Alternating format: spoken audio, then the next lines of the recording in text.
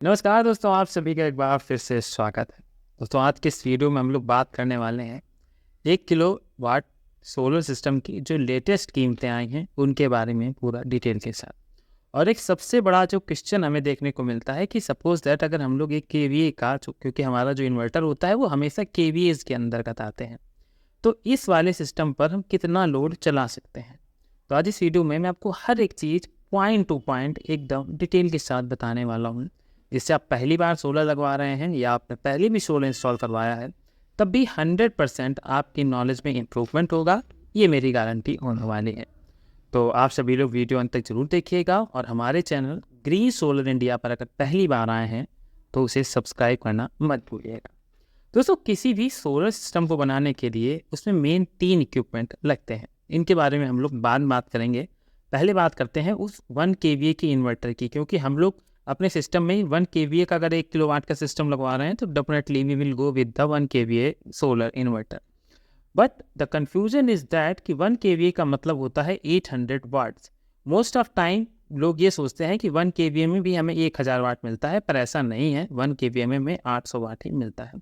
और अगर लोड चलाने की कैपेसिटी की बात की जाए तो ये इन्वर्टर हमारा, अगर जर्क लोड की बात करें, जर्क लोड हमारा तब आता है जैसे हम कोई मोटर चला रहे हैं, सबमर्सिबल चला रहे हैं, इस कंडीशन में हमें जर्क लोड मिलता है। तो ये इन्वर्टर जर्क लोड अपनी कैपेसिटी से 1.2% मतलब 120% इसको अगर हम बोल सकते हैं, उतना जर्क लोड तो फेस कर सकता है।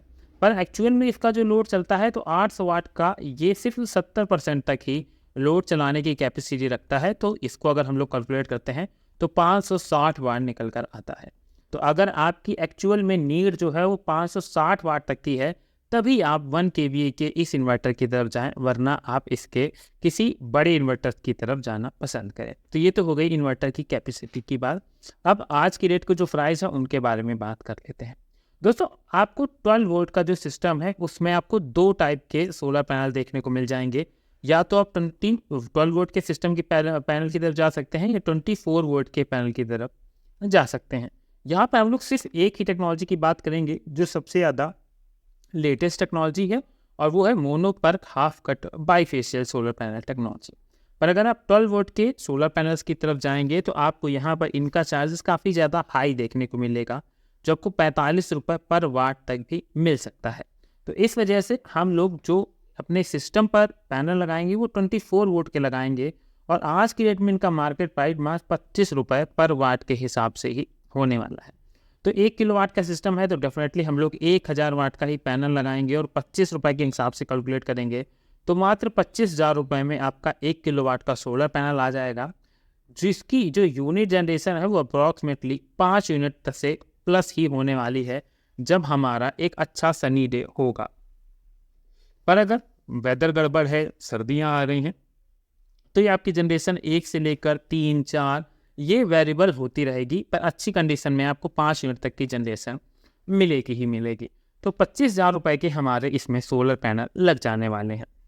इसका कितना लोड चलेगा वो सब कुछ बताने वाला हूँ, स्ट्रक्चर से लेकर वायर तक के सारे खर्चे।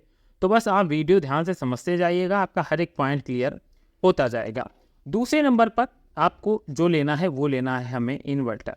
दोस्तों, इन्वर्टर आपको टेक्नोलॉजीज़ की अब हम लोग बात नहीं करते हैं, क्योंकि जो टेक्नोलॉजी की बात करते हैं वो समझ लीजिए काफ़ी आउटडेटेड है। आज की डेट में सिर्फ एक टेक्नोलॉजी समझिएगा, और वो है हमारी सिर्फ MPPT टेक्नोलॉजी।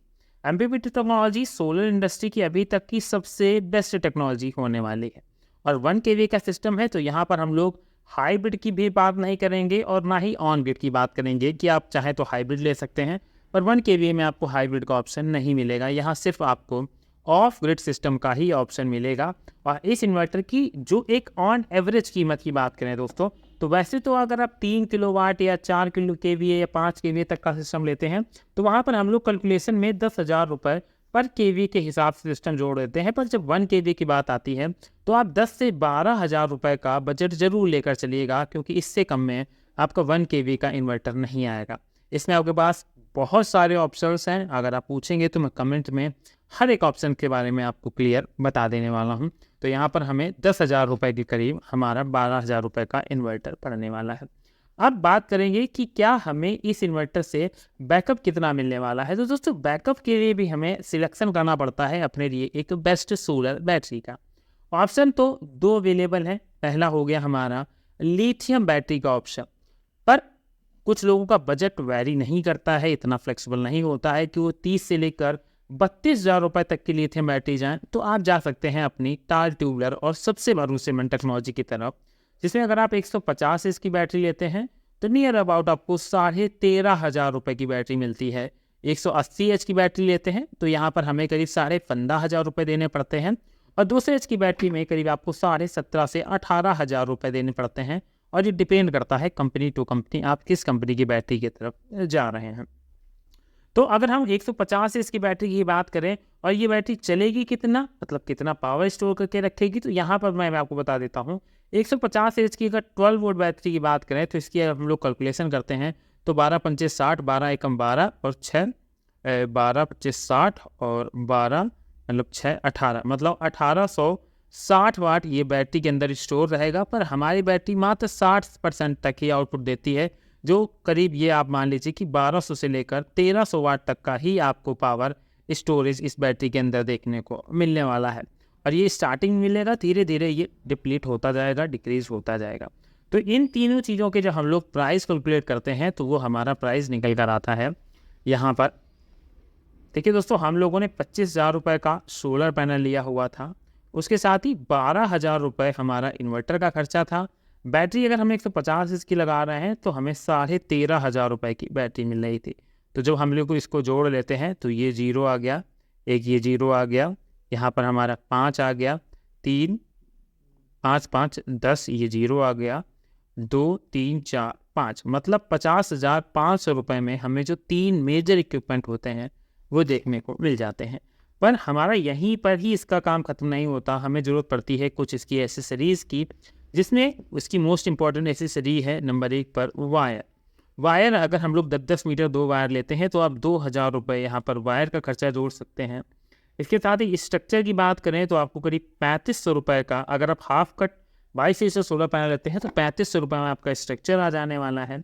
पर इसके अलावा अगर आप चाहते हैं AC/DB लगाना या DC/DB लगाना, इसके साथ ही अर्थिंग करना, लाइटिंग अरेस्टर्स लगाना, तो आप ये खर्चे और भी लगा सकते हैं। पर 99% ऑफ द कस्टमर्स ये चीज़ें नहीं लगाते छोटे सिस्टम पे, और हम लोग इतना ज़्यादा रिकमेंड भी नहीं करते हैं, क्योंकि 2 सोलर पैनल पर इतनी ज़्यादा प्रॉब्लम्स नहीं आती हैं, पर बड़े सिस्टम पर ये ज़रूरी रहता है।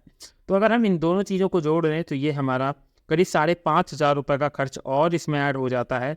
तो इसका मतलब ये हुआ कि ओवरऑल जो हमारा टोटल खर्च निकल कर आया वो 55,000 रुपये हमारा 1 किलोवाट के सोलर सिस्टम का निकल कर आया है। अब क्वेश्चन यही रहेगा कि अगर हम 55,000 रुपये इन्वेस्ट कर रहे हैं तो हमें इससे कितने यूनिट मिलेगी। तो दोस्तों आप जोड़ सकते हैं 5 यूनिट ऑन एवरेज 300 डेज़ के हिसाब से हम लोग सोलर में कैलकुलेट करते हैं। और इसका मतलब ये हुआ कि अगर हम 8 रुपये पर यूनिट के हिसाब से जोड़ें तो करीब 40 रुपये इलेक्ट्रिसिटी पर डे हम लोग यूनिट से बचा सकते हैं। महीने में ये हो जाएगा हमारा करीब 1,200 रुपये का। तो आप इस 1,200 रुपये पर मंथ के हिसाब से कैलकुलेट कर सकते हैं कि आपने जो इसमें पैसा इन्वेस्ट किया है वो कितने दिन में रिवर्ट आएगा। और उसके साथ ही बैटरी का जो डिप्रिसिएशन होगा, बैटरी की जो लाइफ कम होगी, उसका पैसा भी हम लोग अगर कैलकुलेट करें तो जो हमारा ओवरऑल कंक्लूजन निकल कर आता है कि अगर हमें इलेक्ट्रिसिटी से 8 रुपये पर यूनिट के हिसाब से इलेक्ट्रिसिटी मिलती है तो सोलर लगाने के बाद वहाँ पर फ्री कुछ नहीं होता, वहाँ पर सिर्फ हमें 3 से 4 रुपये पर यूनिट के हिसाब से चार्जेस देने पड़ते हैं। तो चलिए दोस्तों, आई थिंक आप सभी लोगों को सोलर से रिलेटेड ये जो इन्फॉर्मेशन मैंने आपके साथ शेयर की ये डेफिनेटली समझ में आई होगी। पर अगर अब भी आपका कोई भी कन्फ्यूजन रह जाता है, सोलर से रिलेटेड हो, बैटरी से रिलेटेड हो, वायर से रिलेटेड हो, तो आप हमसे कमेंट के माध्यम से पूछ सकते हैं। और एक क्वेश्चन जो बहुत सारे लोग पूछते हैं मैं उसका भी जवाब आपको दे दूं कि दोस्तों अगर हम 1 किलोवाट तक का सिस्टम लगा रहे हैं तो उसके लिए कितने स्क्वायर mm के वायर की ज़रूरत पड़ेगी। तो कई लोग बोल देते हैं 10 स्क्वायर mm लगा लो, 5 स्क्वायर लगा लो, 4 स्क्वायर लगा लो, 6 स्क्वायर लगा लो। तो दोस्तों अगर रिकमेंडेड बात करें तो 4 स्क्वायर mm की वायर आपकी एक परफेक्ट वायर रहने वाली है आपके 1 kVA तक के या 1,000 वाट तक के पैनल सपोर्ट के लिए। पर अगर आप उससे ज़्यादा वायर लगा रहे हैं, ज़्यादा पैनल लगा रहे हैं, तो सोलर के लिए आप 10 किलोवाट तक का भी अगर आप सिस्टम लगा रहे हैं, क्योंकि पैरेलल और सीरीज का कॉम्बिनेशन चलता है, ऐसे में आप यहाँ पर आप 6 स्क्वायर mm की भी अगर वायर लेते हैं तो आपका 10 किलोवाट 20 किलोवाट तक के सिस्टम में भी वो अच्छे से काम कर जाती है। पर जब आप वहाँ से लास्ट कनेक्शन निकालें तो वहाँ पर आप कम से कम 10 स्क्वायर mm की वायर यूज कर लें, जिससे आपका जो सोलर सिस्टम है उसकी लाइफ भी बढ़ेगी और जो आपकी वायर है ये जलने के चांसेस भी कम हो जाएंगे। तो दोस्तों इसी के साथ करते हैं आज के इस वीडियो को हम लोग समाप्त यहीं पर। अगर आपको वीडियो पसंद आया था तो आप हमारे चैनल ग्रीन सोलर इंडिया को अभी सब्सक्राइब जरूर कर दीजिएगा, और सोलर से जुड़ा हुआ कोई भी क्वेश्चन हो तो आप कमेंट के माध्यम से हमसे जरूर पूछिएगा। तो मिलते हैं नेक्स्ट वीडियो में किसी नई अपडेट के साथ।